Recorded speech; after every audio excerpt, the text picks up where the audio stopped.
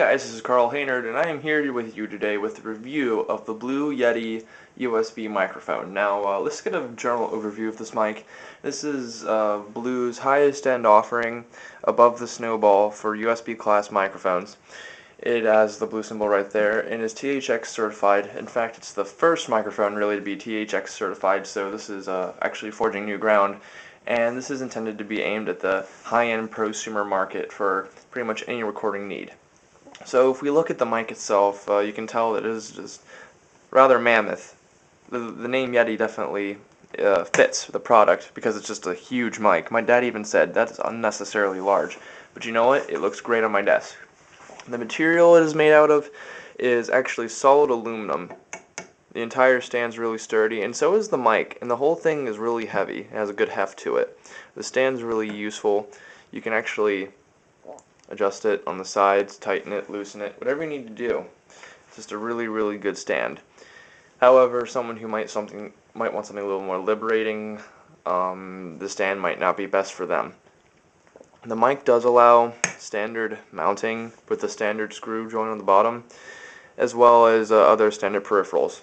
The recording USB interface is right here with a live feed headphone jack right there, so you can actually listen to your own sound. And I could even send this sound to, say, a camera recorder that could take sound. So if I put a microphone cord here into, say, a Codec ZI-8, I could get some very good audio quality.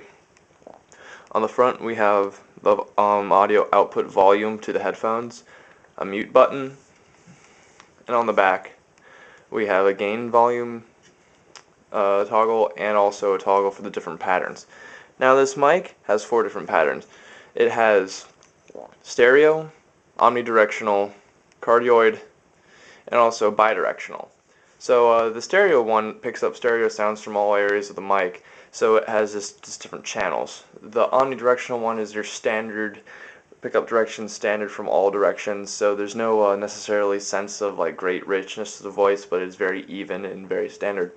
The cardioid mode is actually the most typical setting for condenser mics, making it useful for recording vocals, something like that, but you have to make sure the mic is oriented towards you. And then finally the bidirectional mode, which is like cardioid, just on both ends of the mic, ignoring the sides. So what you can tell is that we have a very powerful mic here with many options that you can tweak with to get the best possible sound out of what you are recording. So really I need to stop jabbering about the build quality of the mic. It's just a very excellent mic build, as you can tell, and to be honest I can't really say there's any problems here except for the volume knob being a little bit not so professional. It wiggles around a little bit, which I find is actually degrading of a product that looks so great. But anyways, stop jabbering about the mic itself. Let's talk about the sound it can make. So the way we're going to do this is to first turn off the video so you can get a full concentration on the audio quality itself. It might help to put on some headphones or something like that so you can just concentrate on the quality.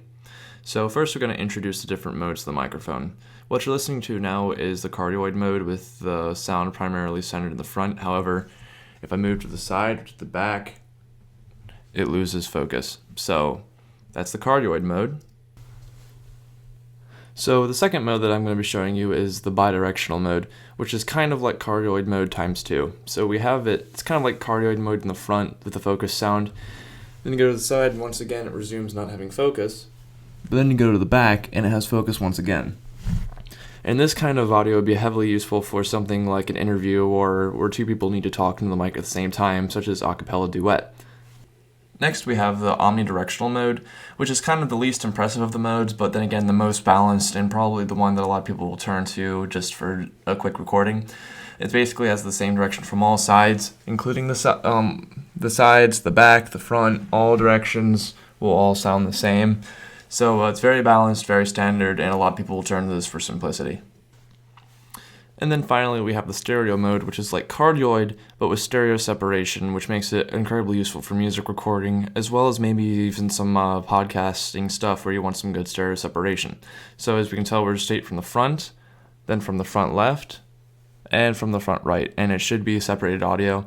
And as you can tell, it all sounds really gorgeous. And the final comparison of the review is going to be comparing basically different popular mics against each other in comparison to how this Yeti performs. So right now you can hear my voice over the standard cardioid mode of the mic, and you can get a good idea. This is how the standard sound of the mic is. It's very rich and very lush.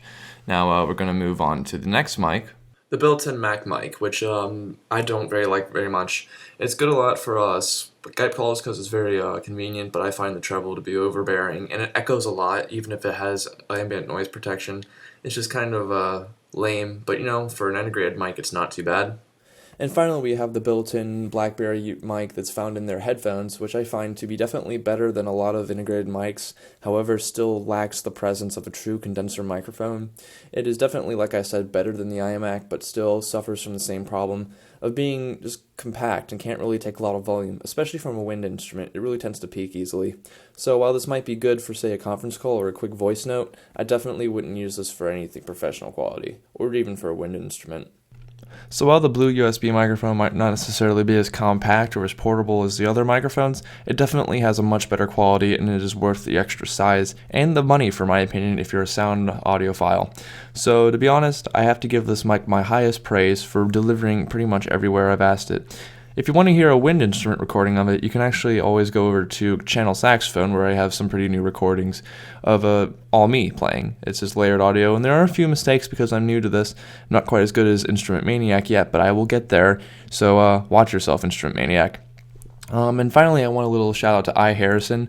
I wanted to thank him for his support of me reviewing this microphone, because he just requested it, and I wasn't really expecting him to really comment on my channel because he's one of the bigger YouTubers out there. So special thanks to Harrison, and I hope he has good fortune with his family this year. So I hope you guys enjoyed this review, and hopefully a lot of you will consider the switch to the USB microphone, the Blue Yeti. So thanks for watching my video, and see you in the next one.